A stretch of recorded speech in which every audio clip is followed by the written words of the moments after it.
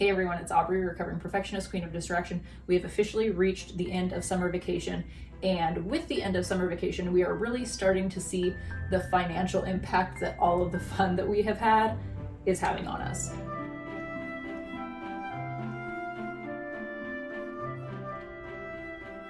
Alrighty, so like I said, my name's Aubrey. I'm a wife, mom of 2 boys here in the Pacific Northwest. I could tell you some other things, but we're really just gonna jump into today's video because I've got a lot to talk about and I've realistically only got so much time before my toddler comes looking for me. So first things first, back on the topic of summer vacation and the financial, I don't wanna say financial strain that it has put on us. We are not in debt up to our eyeballs. I mean, I guess unless you count like our mortgage and stuff. But when it comes to our current credit card debt, I'd say we're in debt like maybe up to our belly buttons. Basically, my monthly goal is to always pay off our credit cards every month. I really am a firm believer in utilizing your credit cards for rewards. I get awesome gas rewards for my grocery store purchases, and I get at least $100 of, I guess, an Amazon gift card from purchases on my Amazon card. Those are always paid off every month. But with all of the fun that we have had, starting with my Vegas trip at the beginning of the summer that I went on with my cousins, a couple family trips that we went on, a trip that my husband and I went on together, and then the day that this video is posted, my 2 friends and I will be going on a mom's birthday trip to Leavenworth. So there has just been significantly more spending than we normally have throughout the rest of the year. My son was also out of school, so that was definitely more cost as far as food goes. And I'm at a point now where I have not been able to pay off those credit cards completely each month. But I think that if we are really strict with ourselves in our spending, come September, we will be able to get back to where we were and then maybe even have a little bit tucked away for a possible family trip in October. So obviously the title of this video is No Spend September, and that is my main goal. My goal for us is to not be spending any money that we do not need to be spending during the entire month of September. That way we can catch up on what we had spent from those trips. Oh, and then also a $700 medical bill that I have because my insurance decided that my doctor can't be my doctor anymore.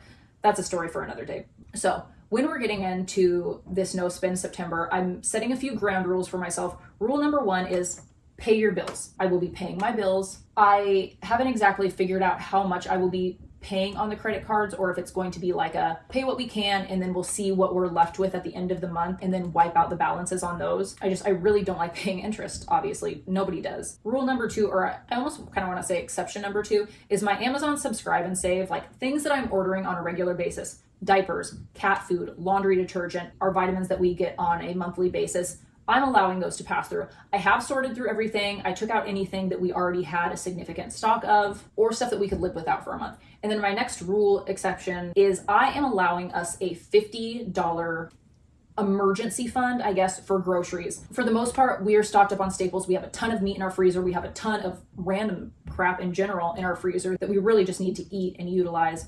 The garden is doing really great. We've got a ton of blackberries and huckleberries out in the yard that are going to be really abundant over the course of the next month. But I wanted to give myself that $50 wiggle room just in case something does come up where, we are out of fresh fruit, or if there's an ingredient that we need to, make more than just one meal. And then rule exception number 4 is on Wednesdays after school, we take our son down to the local gas station and he gets to pick out a treat. That is a weekly tradition that we have. It's something that he really looks forward to. Today is actually his first day of school, and I do not want to take that away from him just because of financial choices that like me and my husband have made over the course of the summer, even if a lot of those financial choices were for our family. $3 or $4 a week over the course of the month will not make or break us. Okay, so next, let's chat a little bit about how I am preparing for this no spend September. I talked a little bit already about how we have a lot of staples in the house. I just went to Costco recently. We're all stocked up on milk. I have milk in the freezer. We have chickens, so we will be fine. As far as eggs go, I just got flour, sugar. We've got a ton of honey, oatmeal, butter. So I think that between already having a really stocked pantry, fridge, freezer, and then not just that, but everything that we have out in our garden, and my mom's also been offering me a ton of green beans, I know that we will be okay.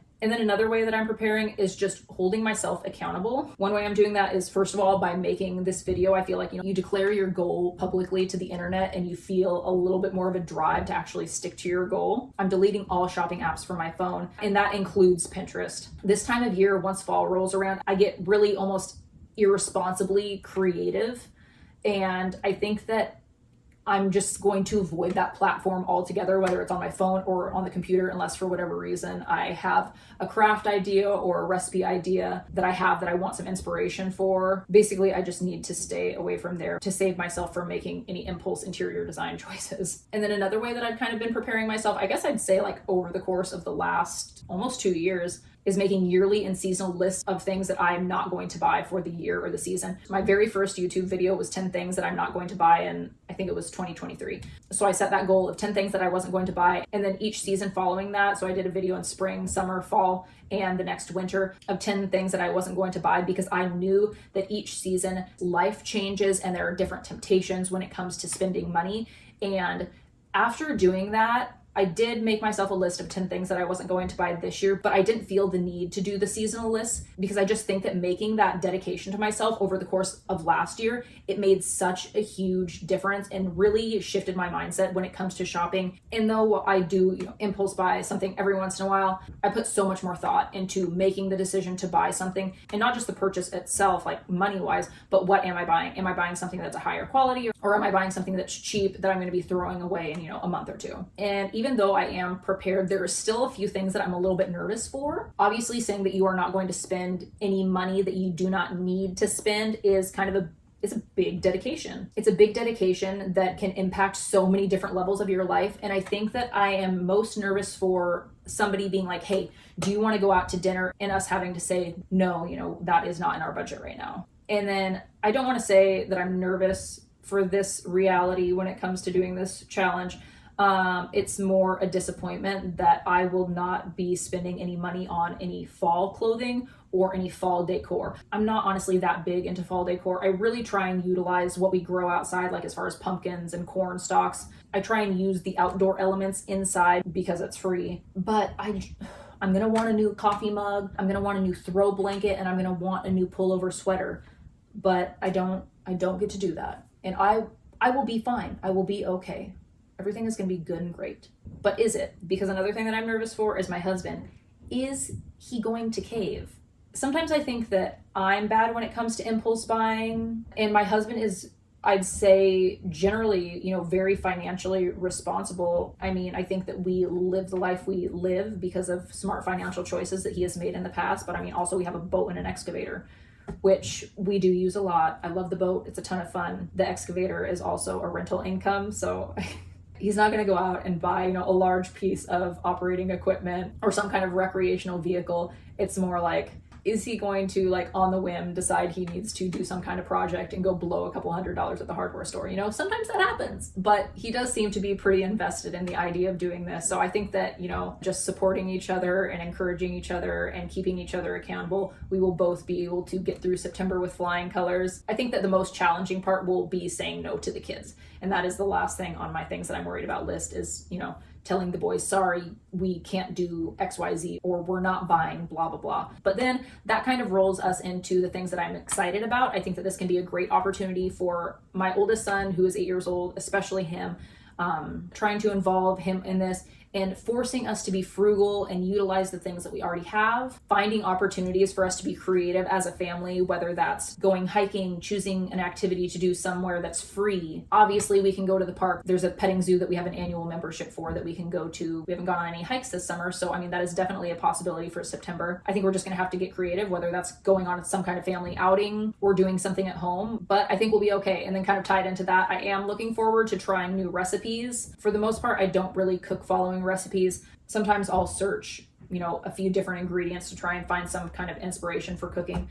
There's really only so much stir fry that my family will allow me to feed them. So I would like to take this opportunity to be creative in a different way in the kitchen, utilizing some of the ingredients that I have but don't really gravitate towards just because they're not something that I use on a regular basis. I've got some good intention lentils and some frozen butternut squash that I need to use. So I'm curious to see where this takes me in the culinary department. And I'm very excited to see what neglected items I use between the freezer and the pantry. So I'm thinking if there's anything more that I need to talk about. And I think that I've declared my intentions. I've talked about the things and my thoughts and my feelings. And yeah, that's that. I am curious. Are any of you finding yourself in a similar situation like us after summer? And is this something that you think that you and your family could do? If you would like to join me and my family on this challenge, you are more than welcome to. Let me know your thoughts and feelings on this whole situation in the comments, and we'll chat and compare notes. I know that this is going to be hard. It's going to take a lot of dedication on both my part and my husband's part, but I have high hopes for us. So if you are curious to see where this challenge leads us, feel free to subscribe and join me either at the end of September or beginning of October to see where we're at. We'll take a look at the month and probably just chat about, I'm guessing, a lot of recipes and makeshift meals that we've made, hurdles that we had to get over, and then I don't know, just the journey, any tips and tricks that we found that worked best for us, the lows and the highs. We'll talk all about it, when the time comes. So feel free to subscribe if you are interested in seeing how this works out for us. Thank you for taking a chunk out of your day to hang out with me. I will see you in the next one. As always, I love you, have fun, and be kind.